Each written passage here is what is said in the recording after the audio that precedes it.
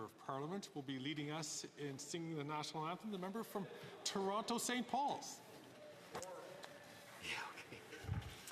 Oh, Canada, our home and native land, true patriot love, in all thy sons command. Garde-moi, c'est porter le pays, il sait porter la croix.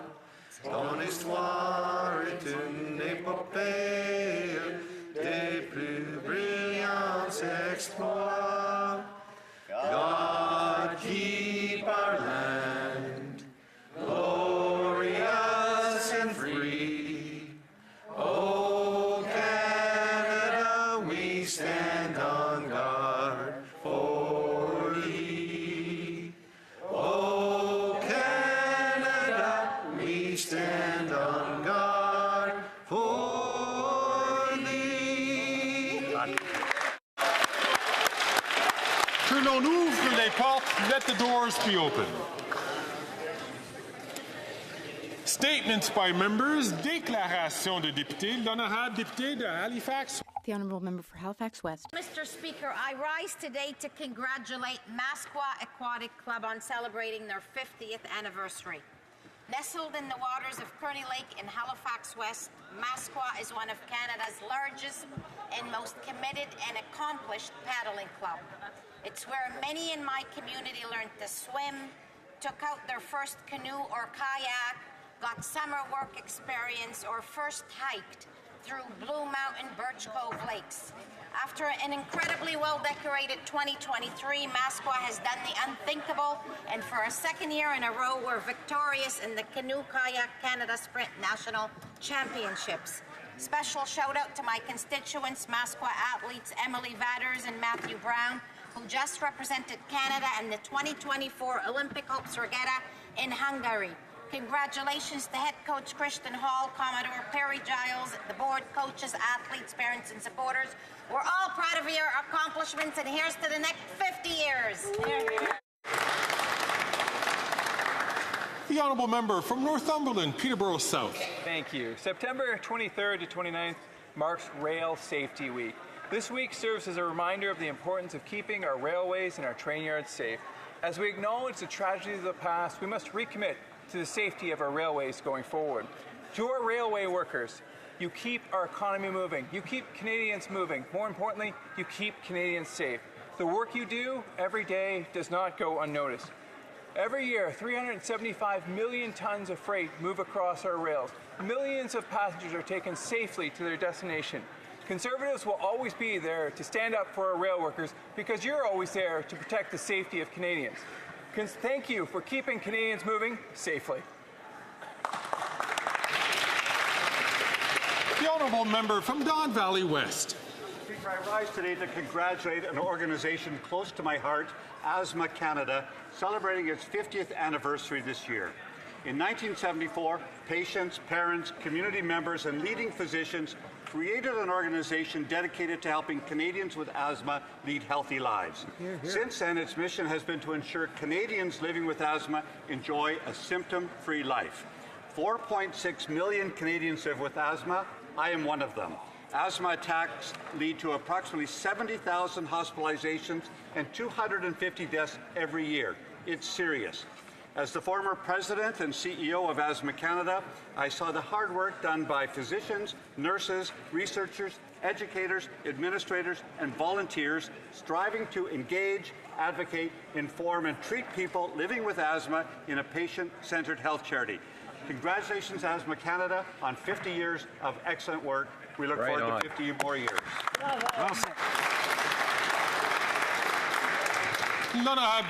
The Honourable Member for Jonquière.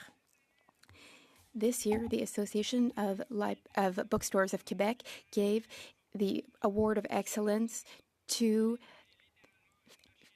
a bookstore in my riding. It's owned by a human reading expert. He can give you recommendations for all types of books, history, sociology. He is a true expert in running a bookshop, and he helps everyone in the Saguenay region. He is brimming with enthusiasm, and if you go to find him, you'll surely find him devouring books. This is the third time that the Librairie Marie-Laura bookstore has won this award. We are not ignorant about literature in my writing. Denis Laferrière said that oxygen is necessary for life, but a good book is oxygen for the soul. Congratulations. The Honourable Member for Saint-Léonard-Saint-Michel. Mr. Speaker, this weekend I had the great pleasure of attending La Festa degli Anziani with the group of Giuseppe Garibaldi Seniors Club. This event to mark the National Day of Seniors, which will be celebrated on October 1st, was an opportunity to highlight and be grateful for the contributions of our seniors in our communities. Que ce soit We brought the retirement age back down to 65 years after the Conservatives had increased it to 67 years. We created the Canadian Dental Care Plan, thanks to which thousands of seniors were able to obtain dental care that they needed. We also increased the guaranteed income supplement by 10%. Our government has demonstrated on countless occasions that it is committed towards seniors. the number of seniors living in poverty, that means thousands of lives have been improved by our measures. Seniors are wise and very active in their communities. Seniors deserve our support. They're worth it. Niagara West. Thank you, Mr. Speaker. As always, I want to thank the constituents of my beautiful riding of Niagara West for the honour to be able to choose and represent their voice in Parliament. I'd also like to recognize the parents, teachers, and students from Heritage Christian School who are in Ottawa today. And I spoke with many of my constituents over the summer, and the overwhelming message to the Liberal government was call an election. Why? These are some of the issues they brought up. Skyrocketing prices of basic items like food and other groceries. Folks mentioned the price of gas. It keeps going up and up and up. And in my riding, a car is a necessity, not a luxury. They said taxes were making it impossible to pay the bills. The carbon tax, everyone wanted this horrible tax scheme scrapped. People were worried about paying for housing, which has doubled over the last 9 years. They mentioned the rising levels of crime, car thefts, and drug addiction. They want an election where they can choose a strong majority Conservative government that will axe the tax, build the homes, fix the budget, and stop the crime.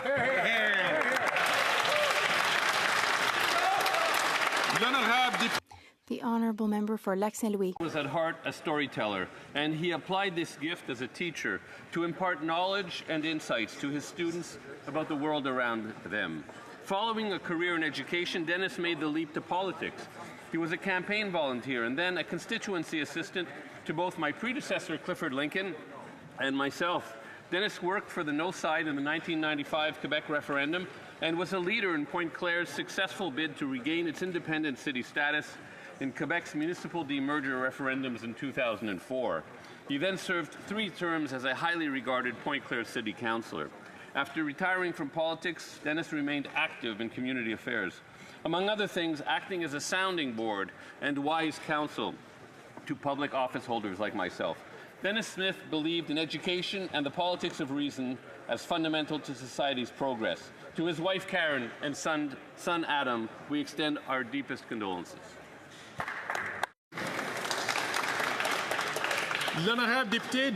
The Honourable Member for Orleans.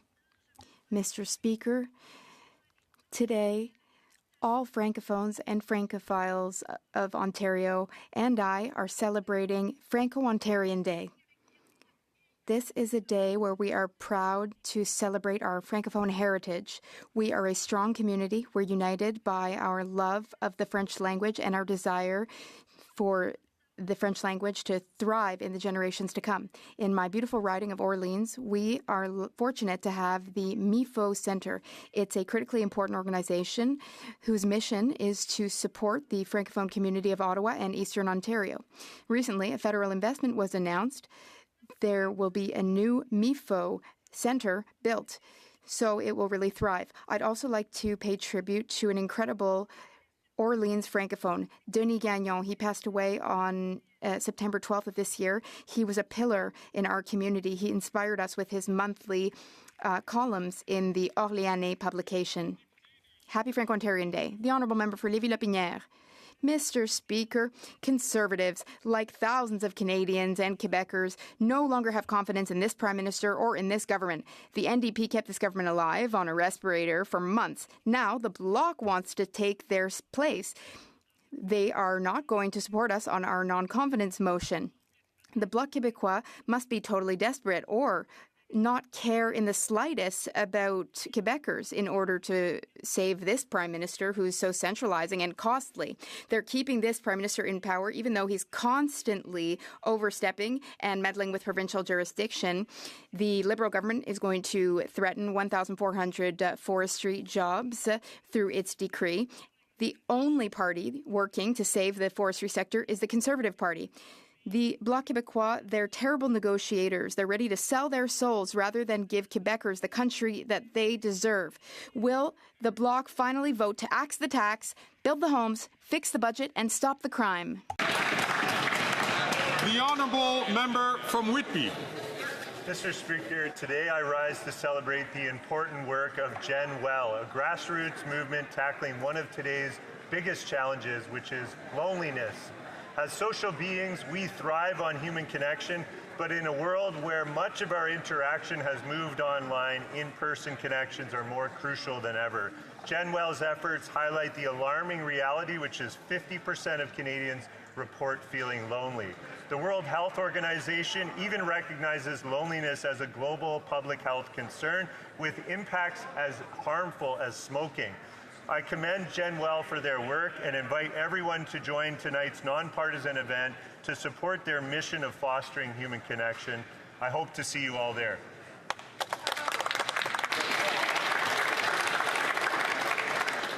The Honourable Member from Kildonan, St. Paul. After 9 years of the NDP Liberals, taxes are up, costs are up, crime's up, and time's up. Under the Liberal government, repeat violent offenders are getting bail and parole, and justice for victims is being ignored. In fact, 256 people were killed in 2022 by criminals out on bail or another form of release. That's 256 people that could still be alive today if not for this broken Liberal bail system. And just last month, a serial rapist was granted day parole only 4 years after he was convicted of sexually assaulting 5 women while working as a nightclub promoter. Is it any wonder that sexual assaults are up 75%, Mr. Speaker, over the past 9 years? And yet the NDP continues to prop up the Liberals and their soft on crime agenda. They continue to enable putting criminals before victims. But today they can do the right thing and vote non-confidence in this Liberal government. Only a Conservative government will deliver justice for Canadians and bring home safe streets.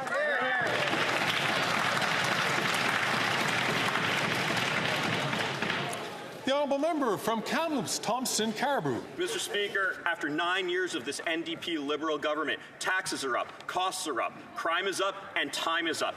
Canadians won an election to decide the direction of this country and the future of the carbon tax. It seems that the NDP leader's pension is worth more to him than the hundreds of thousands of jobs that will be lost due to the quadrupling of this carbon tax.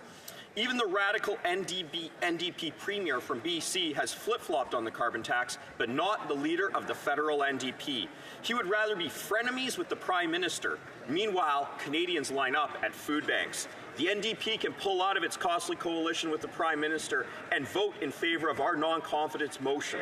Trigger a carbon tax election. Today, on behalf of all Canadians, there's a chance to bring down this costly government. Will the NDP leader have the guts to give Canadians the elections they deserve? The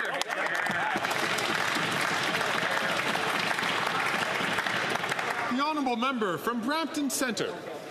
Mr. Speaker, I was excited to welcome 56 members of the South Lake Seniors Club from Brampton who are visiting Ottawa to attend question period today.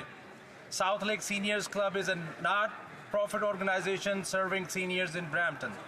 Their aim is to stimulate thinking, encourage interest and participation in healthy activities.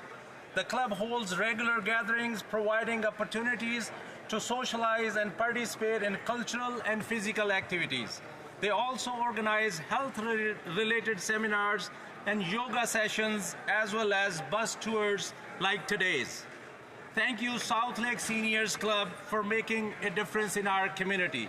I would also like to thank all the hardworking parliamentary staff who have been so helpful in accommodating this visit. Thank you, Mr. Speaker.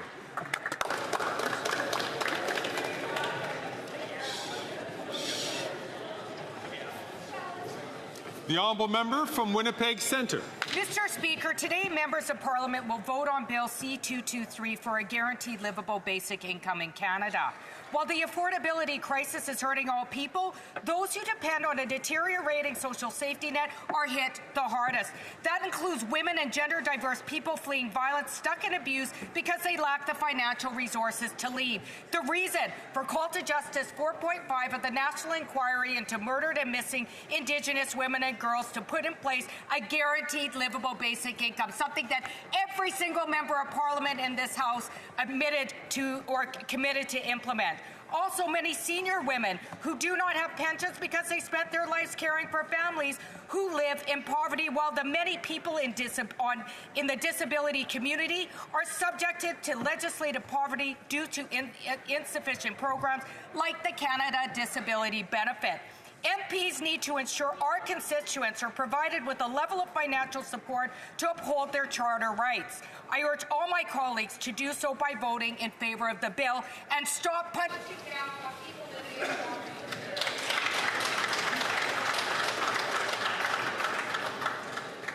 living in The honourable member for Salaberry-sur-Roi. On July 17th of this year, Quebec lost an incredible unionist, feminist, sovereignist, and progressive, Régent Parent. On behalf of the Bloc Québécois, I wish to offer my sincerest condolences to his loved ones, his wife Pauline, and their children Marie-Hélène, Claudia, and Olivier. As a unionist, he championed the cause of education from the Syndicat de Champlain Union all the way to the presidency of the CSQ. He held the presidency from 2003 to 2012. As a feminist, he was a great ally of women who wanted to take their place in society, some of whom are here today, in fact. As a progressive and a sovereignist, he fought for the future of a Quebec based on social justice, and he was within the left wing of the Parti Québécois. On June 25th, in fact, he finished a column in a newspaper by saying, "I choose a French Quebec as a nation. Long live a free Quebec. Vive le Québec libre." Régent Parent, the Bloc Québécois, thanks you. The honourable member for Miramichi Grand Lake. Mr. Speaker, after 9 years of NDP Liberal imposed misery, taxes are up, costs are up, crime is up, time is up. 2 years ago, the NDP leader sold out workers. He signed on his costly coalition with the Liberal Prime Minister that hiked taxes, ballooned food costs, doubled housing costs, and unleashed crime and chaos in our streets. The sellout NDP leader voted to quadruple the carbon tax, a plan that will grind our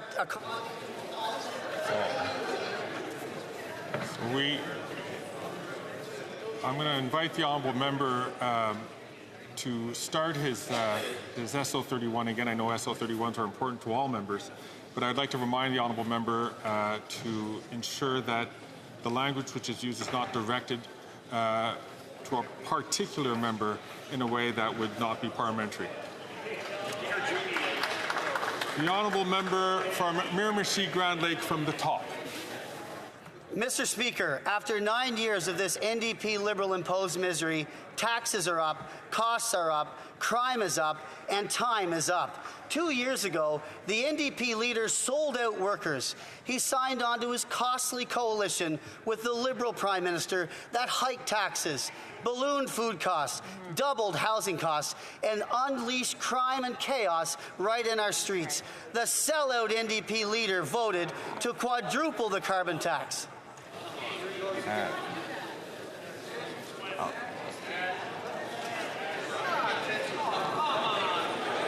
going to ask the honourable member to.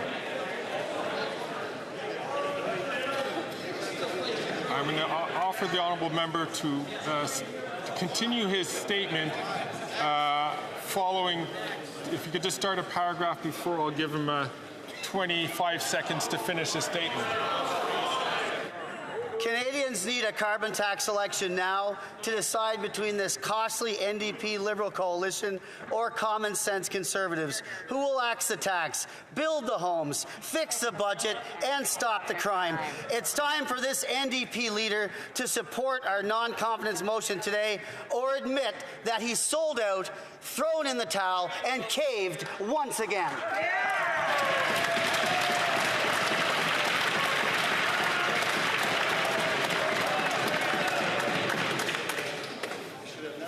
So all members, I just want to make sure that we understand it's important for us to be judicious in the uses of our words, especially in regard to each one of us who serve here.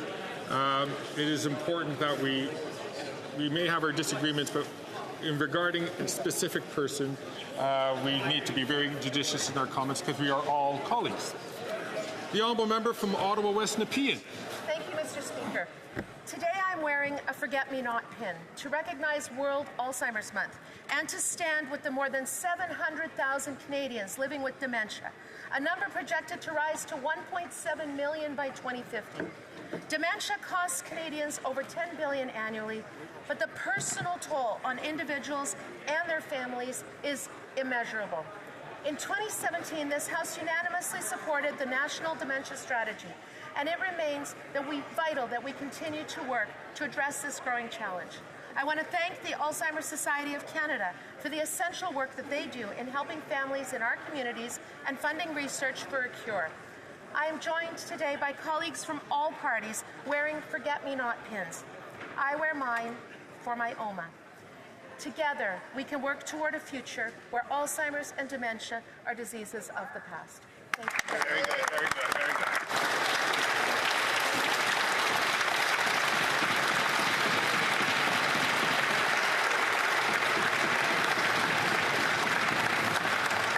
Oral questions. Questions orales. The Honourable Leader of the Opposition. The Bloc is voting to keep the Liberal government in power, the most centralizing government in the history of our country. They added 100,000 public servants. They have doubled consulting costs, doubled debt, and the cost of housing. Is it not time to allow Quebecers to vote to cut their taxes, build homes, fix the budget, and stop the crime with a common sense government? The Right Honourable Prime Minister. Mr. Speaker, the Conservative leader is offering cuts for programs, cuts for services, cuts in the fight against climate change, all the things that concern Quebecers and all Canadians. They have nothing to offer but austerity and performances here at the House of Commons. They're continued to cut programs like dental care, daycare spots, an investment in pharmacare, an investment to grow our economy with green investments. We are going to invest in Canadians and Quebecers, and they're just there to cut. The Honourable Leader of the Opposition.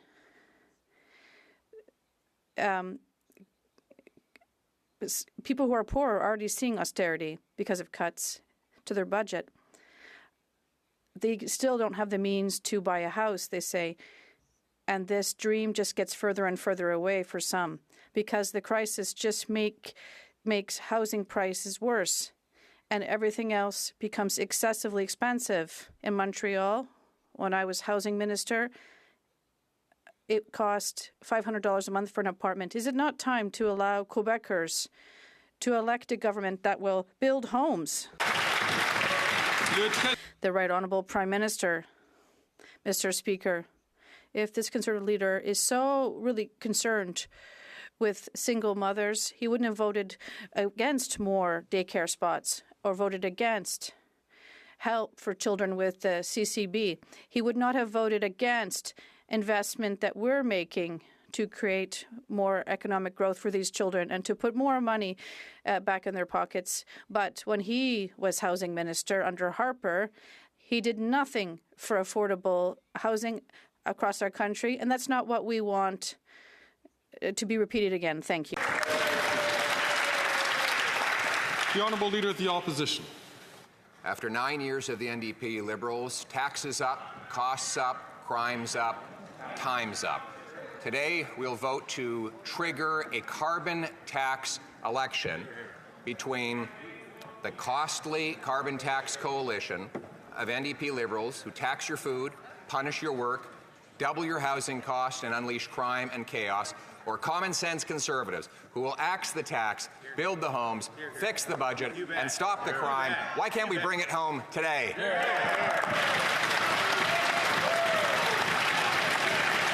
The Right Honourable Prime Minister. Mr. Speaker, again, with the clever little performance of slogans he's memorized without any actual solutions for Canadians. He doesn't care about Canadians. He cares about his own political self-interest. If he cared about Canadians, he wouldn't have voted against dental care. He wouldn't have voted against more spaces at $10 a day childcare. He wouldn't have voted against initiatives that are growing the economy, putting more money in people's pockets. He wants a climate change election. Let's have that election in the right time where we're putting more money in the pockets of Canadians.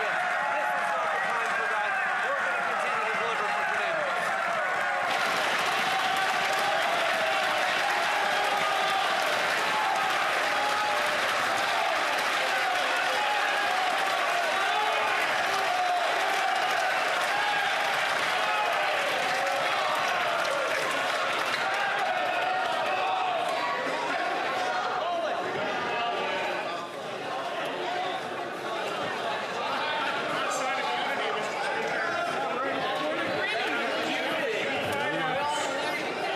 The Honourable Leader of the Opposition. Well, he just said he wants a carbon tax election on his plan to quadruple the tax to 61 cents a litre. If so, will he call it today?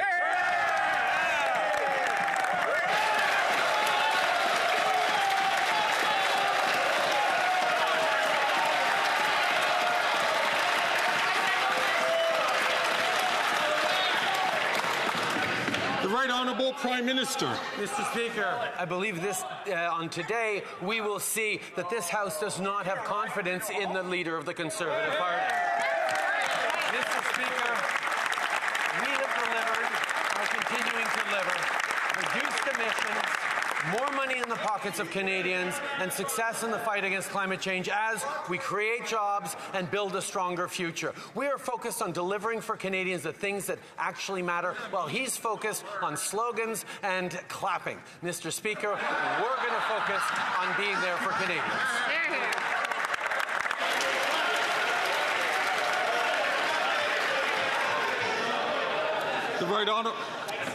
The Honourable Leader of the Opposition.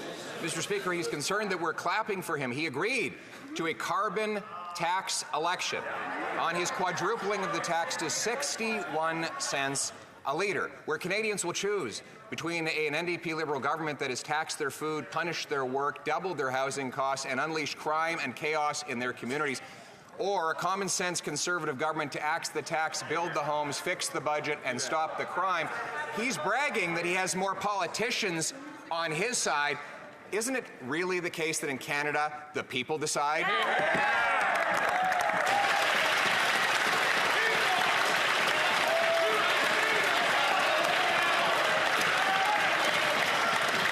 The Right Honourable Prime Minister. Speaker, with the Canada carbon rebate, the price on pollution puts more money in the pockets of 8 out of 10 Canadians right across the country.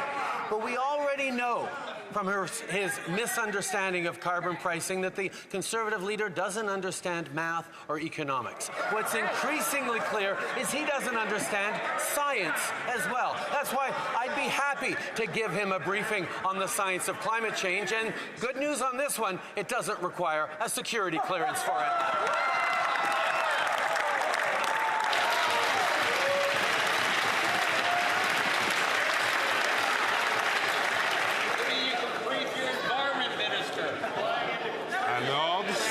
Order, please.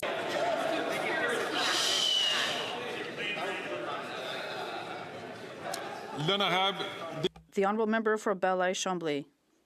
Mr. Speaker, the Bloc announced a good faith proposal that was reasonable about topics that have already obtained the support of all parties in this House. I would like to know from the Prime Minister if he can give us his word that he will quickly consider the Bloc's proposal to benefit seniors and farmers. The Right Honourable Prime Minister. Mr. Speaker, on this side of the House, we've already shown many times that our priorities include help for seniors and protection of supply management. We have shown this and will continue to do so. We'll continue to work with other members of this House to deliver for seniors and to deliver for our farmers. We know that there are concerns that we can work together on, and we're going to do so because we're always here to help Quebecers and all Canadians in these difficult times. The Honourable Member for Belleuil-Chambly. Well, here we go. This is a good opportunity. Seniors for whom he cut their purchasing power, and farmers, not only in Quebec and in Canada, we need to be more specific in terms of the intentions. Will the Prime Minister start a conversation with his sometime partner in the NDP so that we can have this project come to fruition in the timeline set out? The Right Honourable Prime Minister. Mr. Speaker, we are obviously going to look at this and debate this bill, but if we want to be specific, I'd like to underscore that many seniors in Quebec and elsewhere in the country that I've spoken with this summer said that they saved hundreds of dollars with visits to the dentists that were covered by the Canadian Dental Care Program. And unfortunately, they don't understand why the Bloc is opposed to this care for seniors in Quebec. It saved them hundreds of dollars, and we'll always be here to save seniors money. The Honourable Member from Burnaby South. Privatizing healthcare means telling people you either pay up or go to the back of the line. Daniel Smith is privatizing healthcare in Alberta right now, and this Prime Minister is doing nothing about it. Doug Ford is privatizing healthcare in Ontario, and the Prime Minister praises him. Why is this weak Prime Minister letting Conservatives tear down our healthcare system?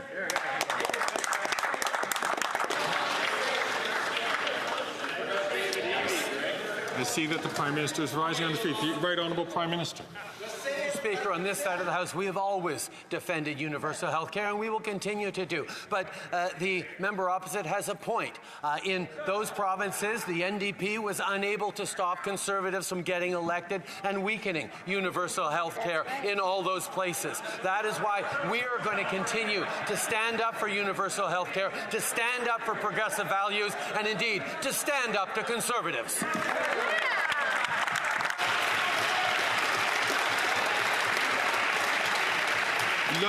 The Honourable Member for Burnaby South. Power to stop them, but it's too weak to do it. Les conservateurs. Conservatives want to cut health care services. It's clear. When the Conservative leader and Stephen Harper were in power, they cut roughly $43 billion in health care.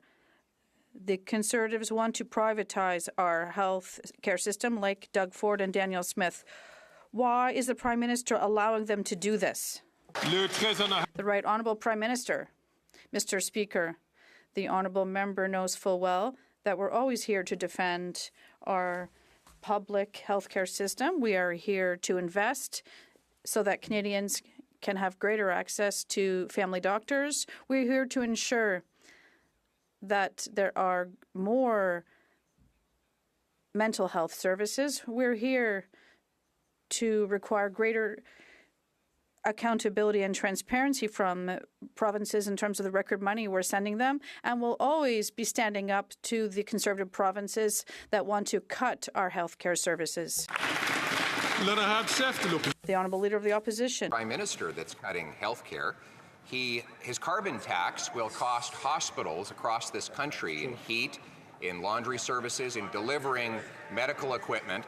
Calculations by the Saskatchewan government show that the carbon tax will cost $175 million, equal to the loss of 1,900 nurses, all to pay the Prime Minister's greedy quadrupling carbon tax. Why won't he get his hands out of the pockets of the provinces and allow our premiers to fund health care? The Right Honourable Prime Minister. The Canada carbon rebate puts more money in the pockets of 8 out of 10 Canadian families right across the country while it fights climate change, while it creates growth. Mr. Speaker, fighting climate change is about building a better future for Canadians. This summer alone, insurers are estimating that $7.7 billion in losses are being covered for that. That is something that we have to step up on right now. And the Conservative leader, who doesn't even believe climate change is real, wants to do absolutely nothing about it. That's not good for Canadians. That's not good for our economy. The Honourable Leader of the Opposition. Hospitals don't get the Canada carbon rebate. A measly little check would not replace the $175 million that Saskatchewan hospitals are going to lose to heat themselves, to power their machinery, to deliver their goods. And yet, that's what the Prime Minister imposes. 1,900 nurses could lose their jobs in one province alone because of his greedy carbon tax quadrupling. Why won't he accept our common sense plan to axe the tax and boost funds for health care?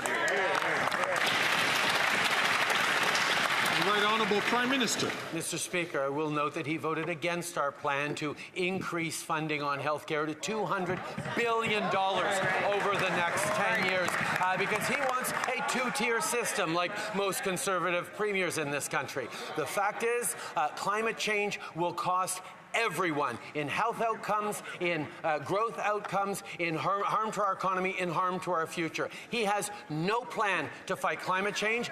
Our plan not only fights climate change, it makes emissions lower, puts more growth on the books, and puts more money in the pockets out of 8 out of 10 Canadians, the middle class, and those working hard to join it.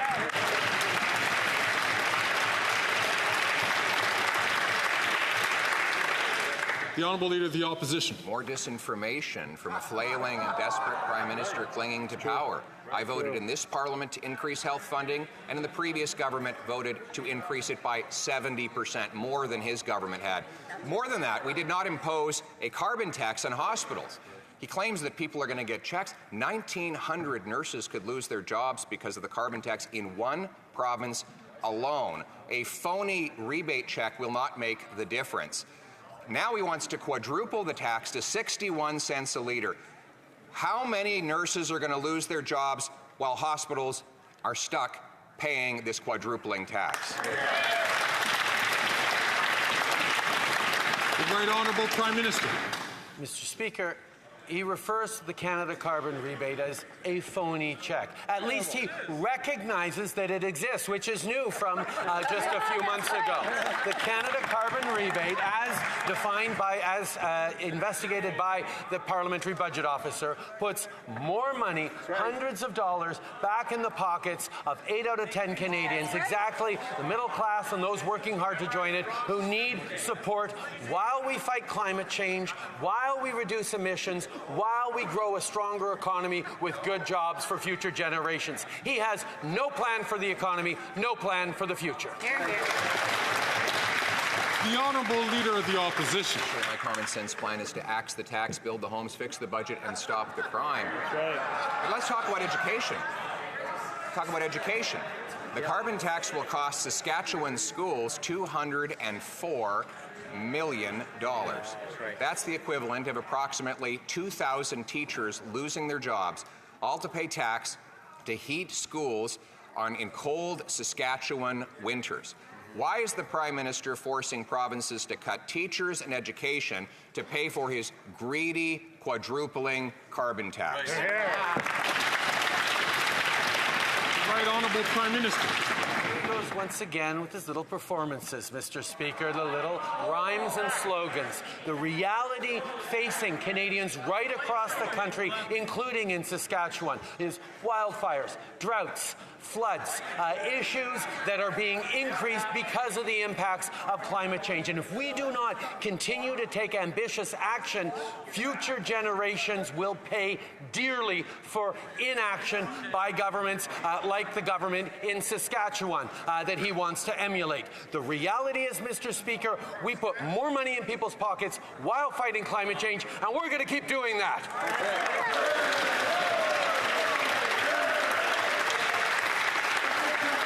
The Honourable Leader of the Opposition.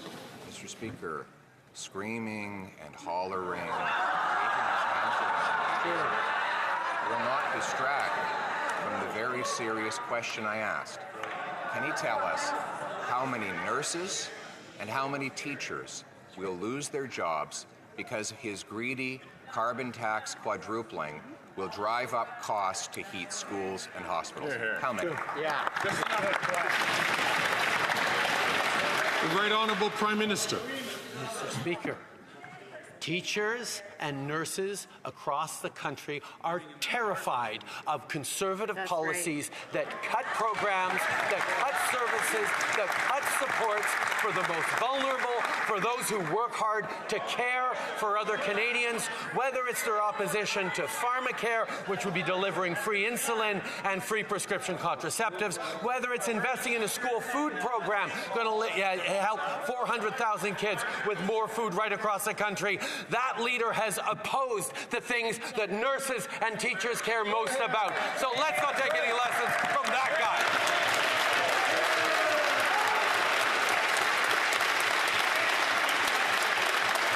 The Honourable Leader of the Opposition. He goes from screaming and waving his arms around radically when I mention the carbon tax to bragging about a program that doesn't even exist.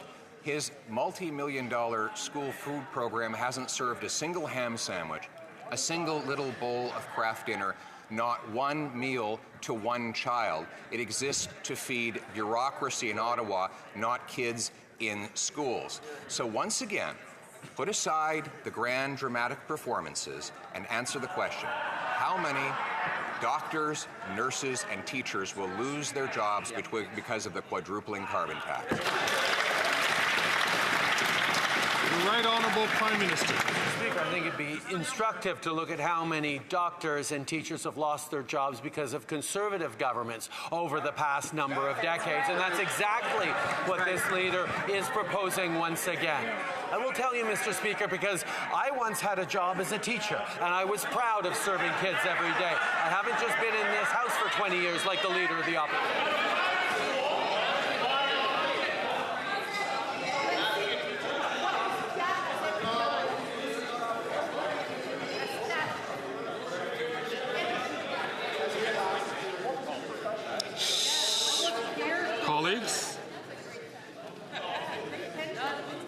Colleagues. The Honourable Prime Minister, 15 seconds left on the clock. Yes, I was proud to be a school teacher, Mr. Speaker, because it was a way of having a positive impact on the lives of thousands of kids over the course of my career. And I'm proud to bring their voices here into this House and continue to put forward how we support our kids, how we support the vulnerable, as opposed to the cuts that they propose. That's right.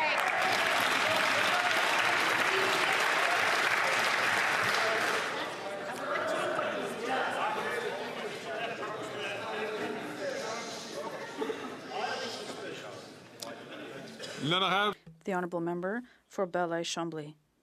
Mr. Speaker, it's not a race, but let's talk a bit about figures. The proposal put forth by the Bloc for seniors is roughly $1,000 per year for every senior. And it's not interference into the exclusive jurisdiction of Quebec. Dental care is up to Quebec, but OAS is up to Ottawa. If we respect the will of the national will of Quebec, it's fine. Otherwise, what's his choice? The Right Honourable Prime Minister, Mr. Speaker, over the past few years, we've invested enormously to help seniors, and we're going to continue to look at ways of helping them. I think we can all agree that vulnerable people, we have to help even more, and that's what we're delivering, a dental care program. But like I said to my colleagues and provincial partners, if those who want to deliver the same program for the same costs, we're very happy to talk to them about it. But for the time being, we are here to deliver for vulnerable people and seniors. Several thousand people across the country have dental care through our program. The honourable member, we can do both, right? These two bills we're talking about, tabled by the bloc, are in advanced stages. They have been supported at various stages by all parties in this House. The necessary time was given to the government, and it should, even in theory, also garner the support of the NDP. Does he realize that he needs to deliver for seniors sooner rather than later? The Right Honourable Prime Minister, like I said, Mr. Speaker, we are here to deliver for seniors, and we did so and will continue to do so. In terms of the farmers, I made a promise, Mr. Speaker, that no new negotiations for free trade agreements would hamper them or remove anything from the supply management sector. We are here to protect our farmers. This is a strong commitment I made, and we are going to always respect that. We're going to continue to work together to protect farmers, to protect supply management, and yes, to help our seniors. The Honourable Leader of the Opposition. 2015, New York Times, headline, Life in Canada, home of the world's most affluent middle class. How things have changed after 9 years of NDP Liberals. The economy today, per capita, is actually smaller than it was 10 years ago. Per capita income has dropped more in Canada than any other G7 country since the year before COVID. The gap between U.S. GDP per capita and Canadian is now 50%, the biggest gap in 100 years. Will the Prime Minister recognize that taxing, punishing, and attacking our businesses is losing us jobs? The Right Honourable Prime Minister. What the Leader of the Opposition refuses to accept is that cuts to services and programs that Canadians are relying on is not going to grow the economy, is not going to help anyone through. We have the strongest balance sheet in the G7 right now, the lowest deficit, the lowest debt to GDP ratio. Companies from around the world are investing in Canada because they believe in Canadians. We are wanting to set that strong fiscal position in service of Canadians who are hurting right now. We want to invest more in dental, more in supports, more in growth and jobs, and he wants to cut at this particular time. The Honourable Leader of the Opposition. Mr. Speaker, after 9 years of this NDP Liberal Prime Minister, Canada has the worst mortgage debt, has had the worst housing inflation in the G7, and now has the worst GDP per capita change since the Great Depression, and the worst by far in the G7. Those are the devastating statistics that result in very real human costs. That's the reason we have 1,400 homeless encampments in one province alone and 2 million people lined up at food banks. Won't he realize that doubling housing costs and taxing people's food has very real human costs? The Right Honourable Prime Minister. Mr. Speaker, when that individual was Harper's failed housing minister, he built 6 affordable homes across the entire country only. He did not help with the investments that Canadians needed. And his so-called housing plan that he talks about now, which is, again, more performance than substance, lots of slogans, no actual solutions, is not going to deliver for Canadians either. We're doing what he didn't do, which is work with housing advocates, work with municipalities, work with provinces, and deliver the homes Canadians need. The Honourable Leader of the Opposition. when I was housing minister, rent and mortgage payments were half of what they are now, and there were almost 200,000 of those affordable homes built right across Canada. Now, this Prime Minister wants to bring in a massive tax on home builders with hikes to capital gains. Now, the most preeminent economist in Canada, Jack Mintz, reveals that would cost our economy 400,000 jobs and $90 billion. Where are those 400,000 unemployed Canadians going to be able to get the food and the money to pay their mortgages? Before the Right Honourable Prime Minister takes the floor, I'd like to remind all members to please not take the floor when they're not recognized by the chair. The Right Honourable Prime Minister. Mr. Speaker, the Leader of the Opposition is instrumentalizing Canadians who are suffering right now to try and score cheap political points. What he is not offering is any sort of solution for Canadians. We put forward the most ambitious housing plan in decades because we know that working with municipalities, working with provinces, working with nonprofit agencies and charitable foundations is a way of delivering homes. I was just in Vancouver speaking to a young student who got into an apartment because of partnerships that this government set up. These are things that make a real difference in people's lives, but he doesn't care. The Honourable Leader of the Opposition. Well, I will comment on one spectacular social housing project of his, and that is the brand new lavish apartment that he bought his friend, the new Consul General to New York. $9 million for his friend Tom Clark to have stunning powder room finished in jewel onyx, crystallo gold quartzite countertops, a handcrafted copper soaking tub, custom bronze bathroom fixtures, $5,000 coffee machine. Did the Prime Minister go and inspect this palace in the sky on his recent trip to New York? The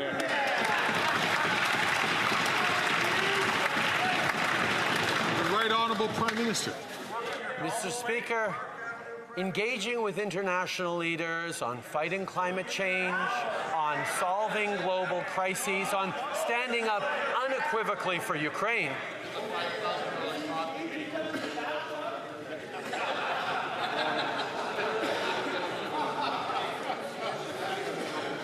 Colleagues, just as I said before, just as I said earlier, I would ask all members to please not take the floor unless they're recognized by the Speaker so that we can hear the questions and we can hear the answers. The Right Honourable Prime Minister from the top, please. Mr. Speaker, don't worry, on this side of the House, we're used to casual homophobic comments from the other side of the House. Mr. Speaker, what is it about the...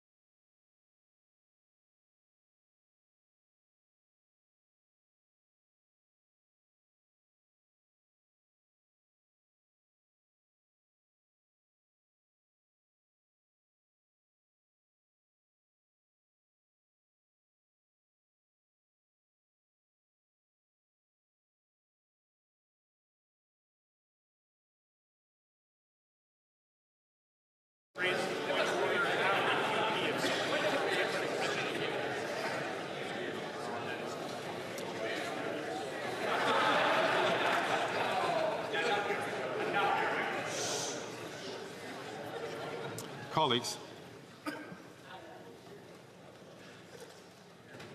I heard comments that because it was not on microphone, I chose not to get up. I would ask, nonetheless, that we all treat each other with the presumption of honor and respect. And I'll ask the Prime Minister to please withdraw that comment and to start his comment again under the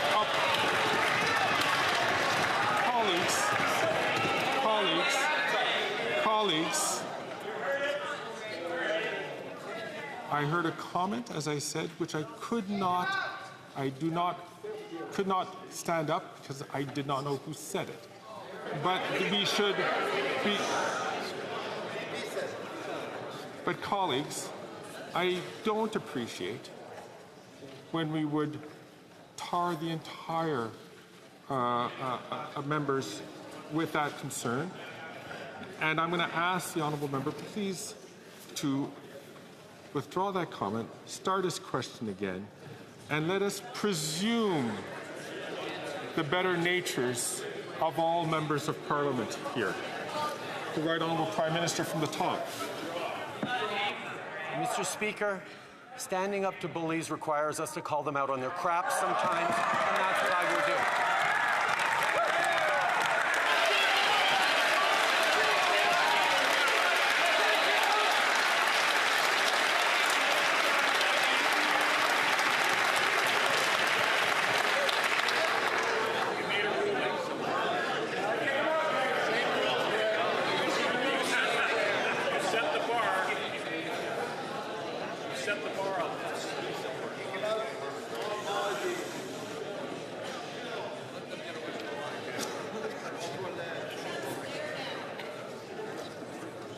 I'll invite the Prime Minister once again to rise on his feet. And thank you.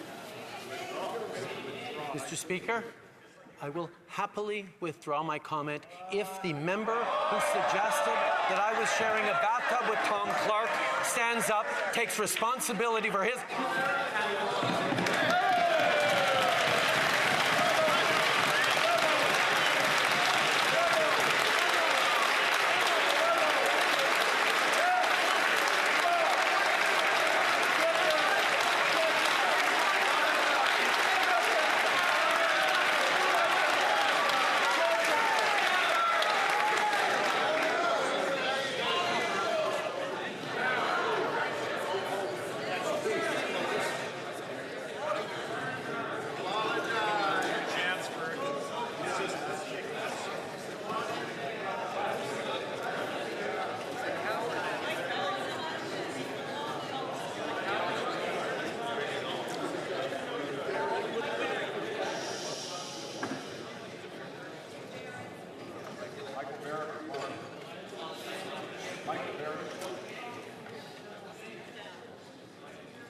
As I had indicated to all colleagues here, I was not able to hear or track the source of that statement.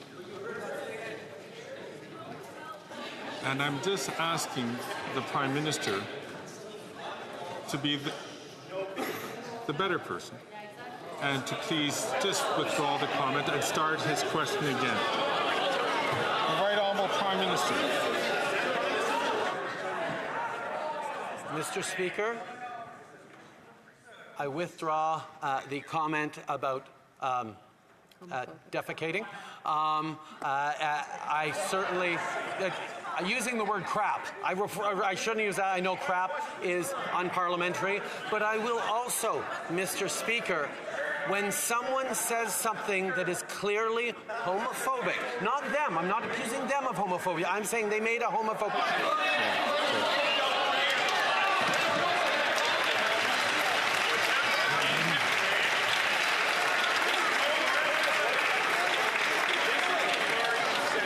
I appreciate the Prime Minister withdrawing his comment, and the Chair accepts him withdrawing that comment.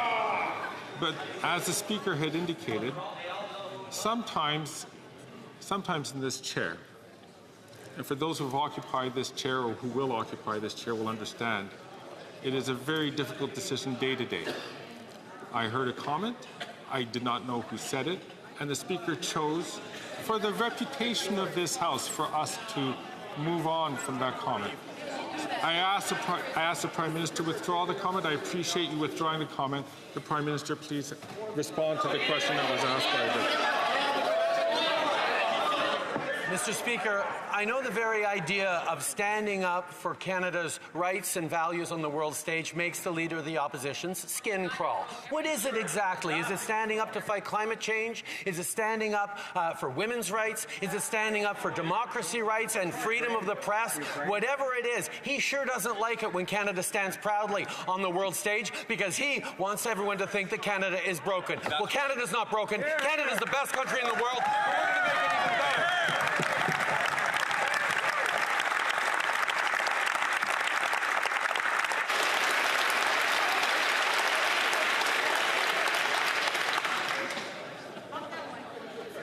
The Honourable Member from Nunavut.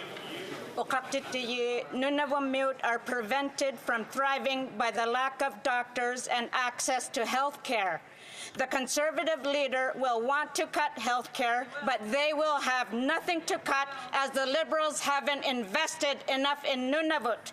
The Prime Minister failed on his promises to deliver the health care people need. When will the Prime Minister invest in the health care Nunavut need so they can thrive? The Right Honourable Prime Minister.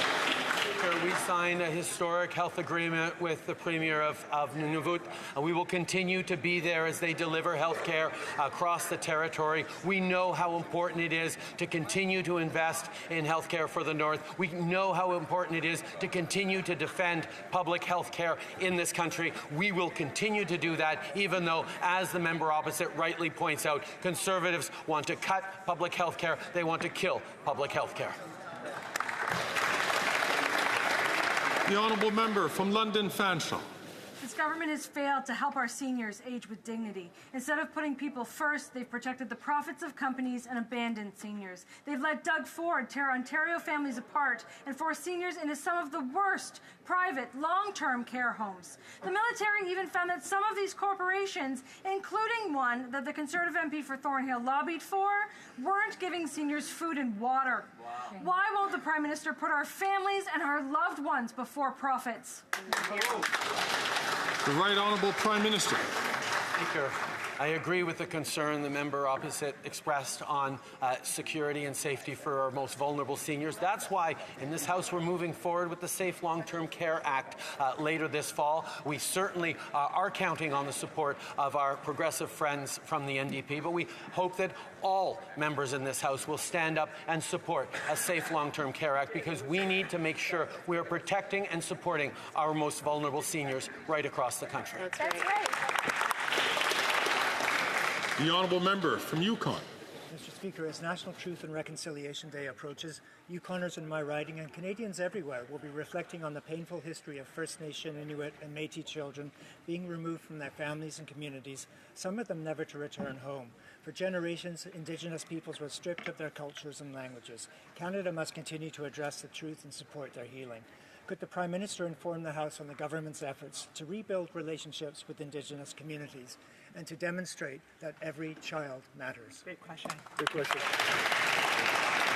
The Right Honourable Prime Minister. I want to thank the member for Yukon for his question and for his deep commitment to reconciliation. On September 30th, we reflect on a dark chapter in Canada's history, one of residential schools and colonialism. We reflect on the ongoing impacts to survivors, their families, and their communities. We are delivering on the calls to action and reconciliation by moving forward on UNDRIP, and we established the National Council for Reconciliation. Indigenous leaders and survivors are guiding our approach. We continue the journey to reconciliation. We will not go back. The Honourable Leader of the Opposition. The Prime Minister says the way he stands up for Canada is by buying a $9 million mansion in the sky for his crony Tom Clark. Well, he goes on Broadway late-night shows to say that They want to applaud that he said that it was a small issue that the Americans had illegally taken $9 billion of our softwood money and cost tens of thousands of jobs. Conservatives got a deal on this in 80 days after taking offices. He's had 9 years and 3 presidents. Why does he keep letting the Americans walk all over him? The Right Honourable Prime Minister. Mr. Speaker, I was glad to have the chance to speak directly to millions of Americans in this crucial moment and make the argument directly to them that we've been making to policymakers that U.S. tariffs on Canadian softwood lumber hurts American citizens and consumers.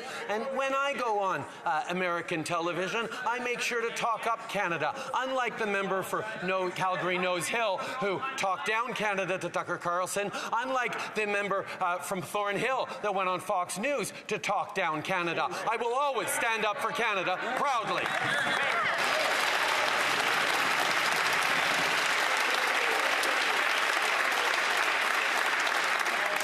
The Honourable Leader of the Opposition. Only he didn't stand up. He backed down. Yes. He's been backing down for 9 years, during which time 3 presidents have imposed illegal tariffs that Conservatives had originally got taken off. And recently, Biden doubled those tariffs, causing 500 mill workers to lose their jobs in British Columbia. They must have been watching that show, seeing the Prime Minister say that their unemployment and their now poverty was a, quote, small issue. Why is it that he thinks he's such a big shot that the jobs of working people are a small issue? The Right Honourable Prime Minister. Mr. Speaker, it's obvious that the Leader of the Opposition really didn't like that I went down to New York City to talk directly to Americans. Perhaps he would have been happier if I accepted an all-expenses-paid trip perhaps down to Florida to appear at an anti-abortion church. I know he would have been all right with that because that's what he allows of his own members.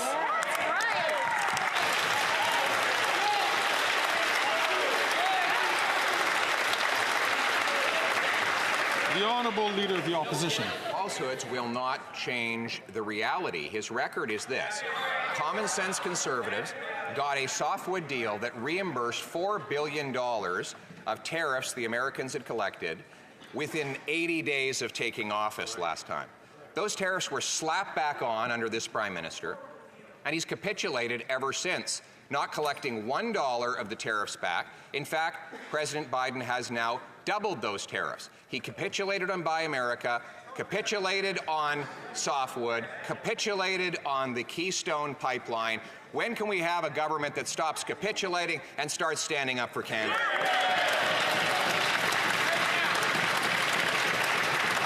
The Right Honourable Prime Minister. Mr. Speaker, it's the deepest of ironies that during the existential renegotiations of NAFTA, it is the Conservative Party's position that we needed to capitulate to the United States and to Donald Trump. That is not what we did. We stood firm. We protected steelworkers. We protected auto workers. We protected agricultural workers and our dairy farmers. We continue to stand up to Americans while we protect jobs in this country, while they were saying, ooh, it's too important. You need to give in to the United States. We didn't. We stood strong. We came out of that with a win-win right across the board. That's right.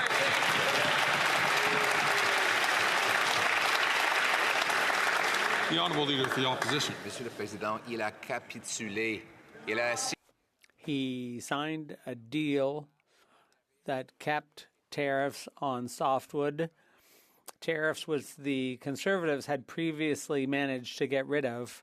He caved in on Buy America, which discriminates against our companies. He caved in on Keystone, and now Canadians are investing $400 million more in the U.S. than the opposite way. Why has he caved in and let down our construction and forestry workers? Minister. Mr. Speaker, you should be very careful about reminding people what things were like under Harper when he was on the governing side. Canadians remember very clearly what it was like under that government, which didn't invest in people which cut back on services, on our armed forces, on police and childcare. They cut all the programs that Canadians depend on and didn't create the growth that Canadians need. We will continue to invest in Canadians and stand up for our steel and aluminum workers. We will be there to defend jobs in Canada. The honourable member for Belleuil-Chambly. Mr. Speaker, I'm scratching my head here. I'm wondering how we might not get there, because everyone agrees with the Bloc's bills.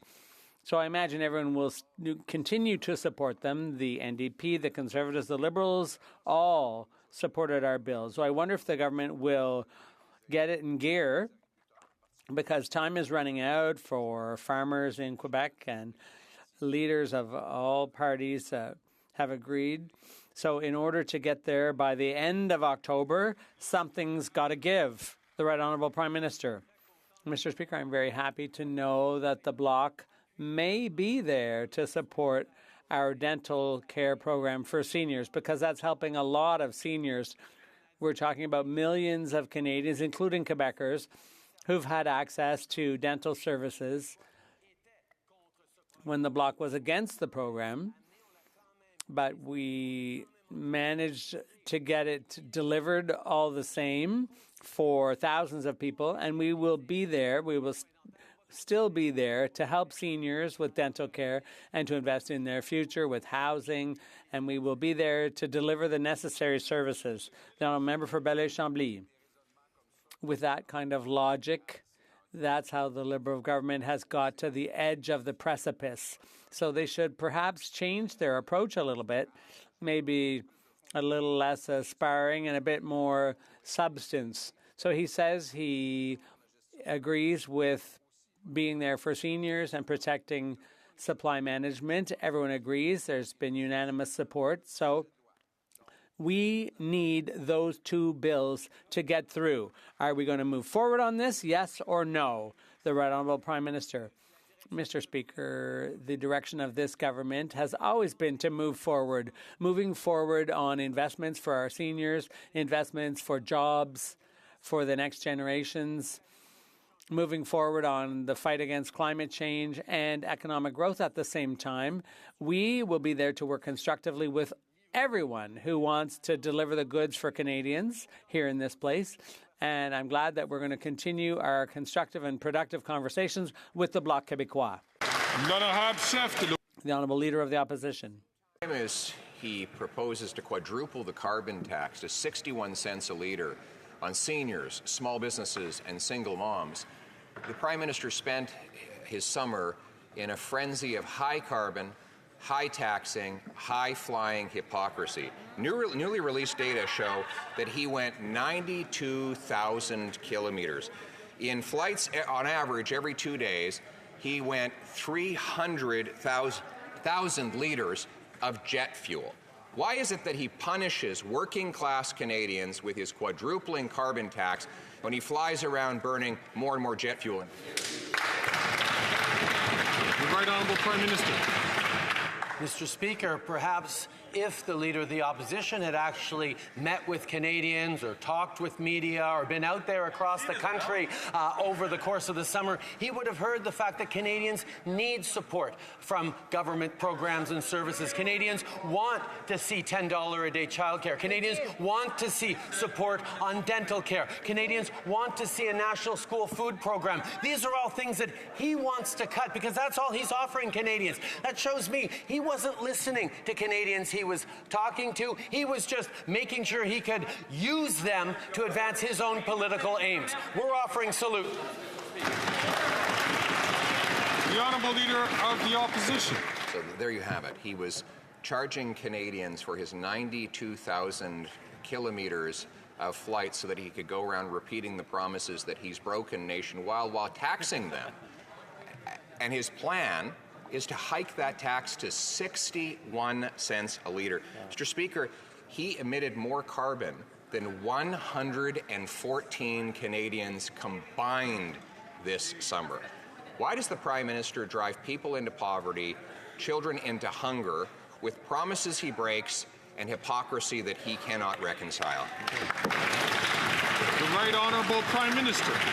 Well, now Canadians know, Mr. Speaker, in the unfortunate event that that guy ever ends up Prime Minister, he's going to stay at home in his basement on YouTube the whole time instead of meeting with Canadians. Yeah, that's right.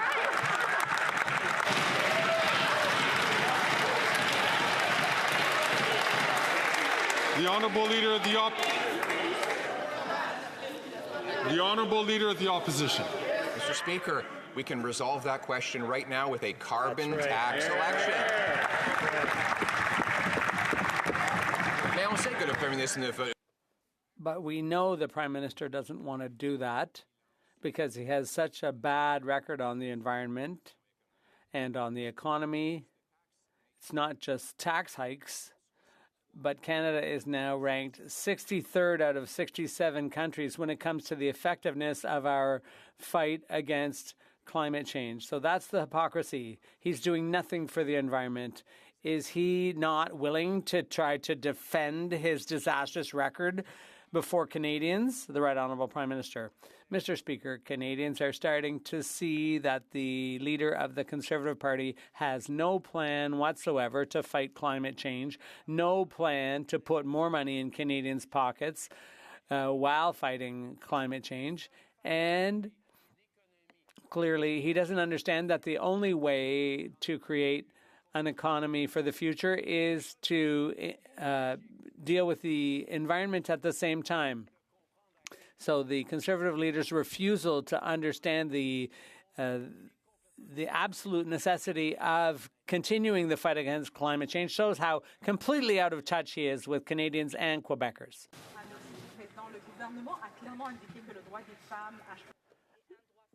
The government, the right of women to choose is a fundamental right.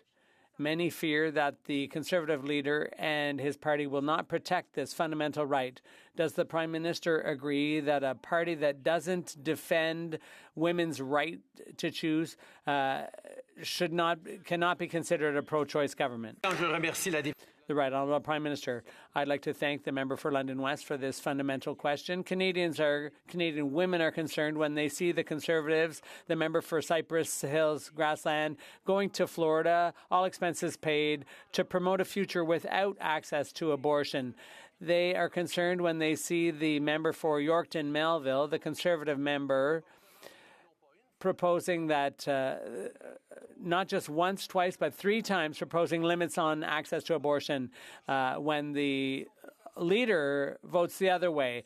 The Conservative leader may appear to be many things, but he certainly cannot pretend to be pro-choice. The Honourable Leader of the Opposition. Well, we've already said that we wouldn't change the law on abortion, and what he's saying is completely false. We will protect women. We will protect women with legislation against violence that has shot up by 53% after 9 years of this Prime Minister because of his policies that releases the most violent reoffenders. Now, will the Prime Minister allow Quebecers to vote to stop crime by putting true criminals behind bars and by making our border safer? The Right Honourable Prime Minister. Mr. Speaker, women in Canada know full well that to be pro-choice means standing up against all those who seek to limit women's rights, who seek to take rights away from women, as we've seen in the U.S., and what we see from this Conservative leader over and over again is that he is incapable of standing up to members of his own caucus who would like to limit access to abortion and who even vote in favor of measures. He even votes in favor of those members. It's shameful, Mr. Speaker. The Honourable Leader of the Opposition. completely false, and I could use another word outside of the House to describe stating a falsehood knowingly, but we'll save that for when we are outside the House. Mr. Speaker, the reality is that after 9 years of this Prime Minister's policies, gun crime is up 120%, as he's put all the resources into targeting lawful, law-abiding, trained and tested duck hunters and blown $67 million without recovering a single solitary gun that he promised 4 years ago to ban. Why won't we let Canadians vote to stop the crime and put the real gun criminals in jail? The Right Honourable Prime Minister. Every time the Leader of the Opposition stands up to rhyme off his little show, all his MPs... And ask the Right Honourable Prime Minister to start from the top, please. Mr. Speaker, every time the Leader of the Opposition gets up on his feet to rhyme off his little show, his party members applaud enthusiastically. But the 2 times he just stood up to suggest that he is perhaps pro-choice, silence from his team, Mr. Speaker. He cannot protect women's rights from the members of his own caucus, Mr. Speaker. That's not standing up for women. That's not protecting the future. That's not freedom in this country.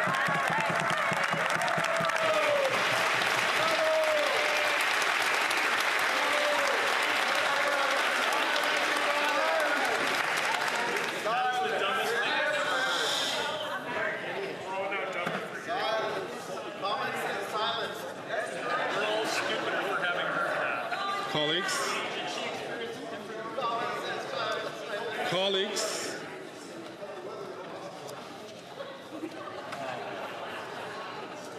the Honourable Leader of the Opposition. Speaker, what we're seeing from this erratic performance today is a Prime Minister who's like a... Can I ask the Honourable Member from Richmond Hill to please stay quiet as the Honourable Member has the floor. The Honourable Leader of the Opposition from the top, please.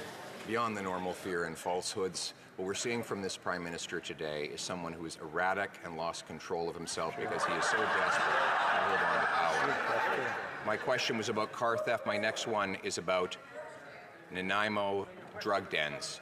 Drug dens which now are funded and authorized by this government through a permit under the Controlled Substances Act, which was now cracked down upon by police officers for trafficking illegal substances and having 13 weapons. Will the Prime Minister stop giving the permits for these illegal drug dens so that we can stop the crime and bring home safety? The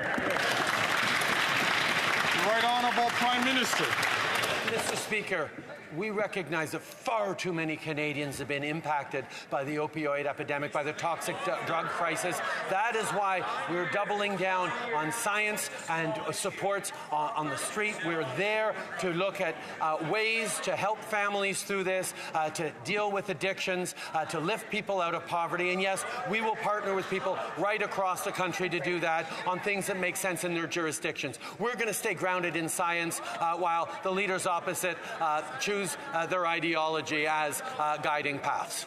Yeah, very good. The Honourable Member from Steveston, Richmond. Richmond East. Throughout the summer, I met with my constituents and listened to what's on their minds.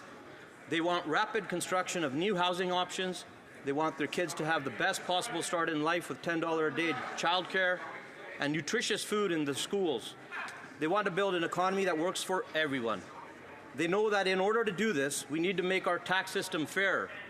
Mr. Speaker, could the Prime Minister please update this House on the government's plan to create fairness for every generation? The Right Honourable Prime Minister. Mr. Speaker, I want to thank the member for Steveston, Richmond East for his question and his hard work. This is about fairness for every generation by building more homes, making life more affordable, and creating more good-paying jobs. And today, the House will vote on our plan to make the tax system fairer. We know that fairness is the last thing the Conservative leader and his party care about, and that his agenda is filled with cuts to housing, health care, and freedoms.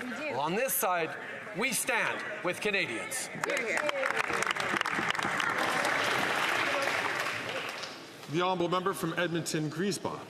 Thank you very much, Mr. Speaker. Israel's horrifying and indiscriminate bombings of Lebanon continue, and Canada is nowhere to be found. Hundreds of civilians have been killed, including 2 Canadians and dozens of children. There are tens of thousands of Canadians in Lebanon. Our constituents are terrified of what will come next. Canada must immediately call for de-escalation, take real action to create peace and safety for everyone in the region. When will the Prime Minister act to save Canadians in Lebanon and their families?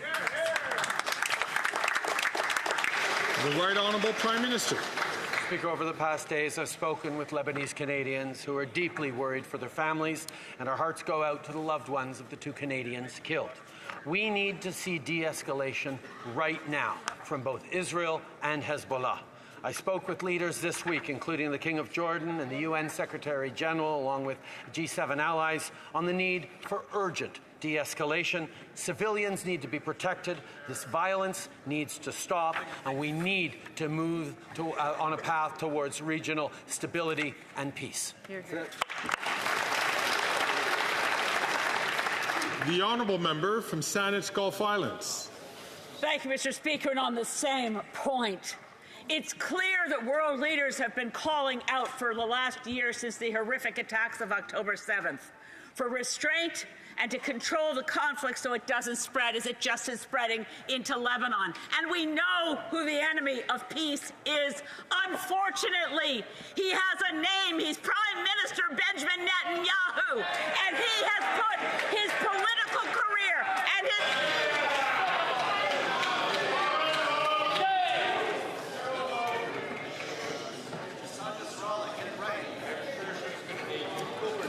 Colleagues, I'll ask you to please only... I'll ask you only to take the floor when you're recognized by the chair. The Honourable Member from Saanich Gulf Islands, one moment, please.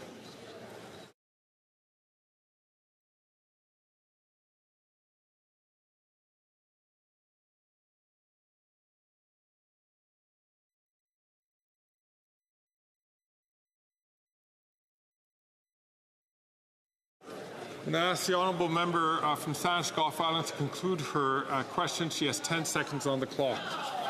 Mr. Speaker, is that we are allies of Israel, but Israel's Prime Minister is unpopular. He's put his personal ego and political career ahead of rescuing Israeli hostages, and he seems to care nothing about innocent civilians, whether in Gaza.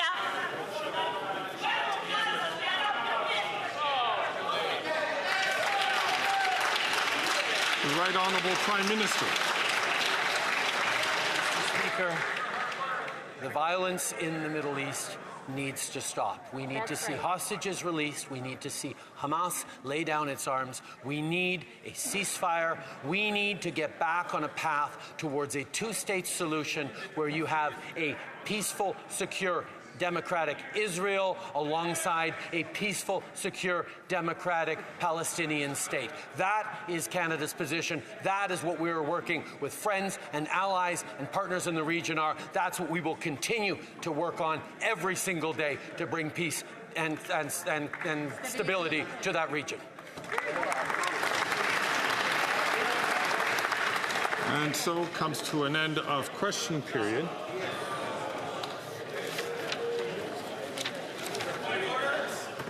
The Honourable Member from Edmonton Griesbach is rising on a point of order. Thank you very much, Mr. Speaker. During question period, we clearly heard a very derogatory, homophobic, and cowardly comment coming from the Conservative benches directed at the Prime Minister. Clearly, Conservative MPs heard it because many of them started to laugh.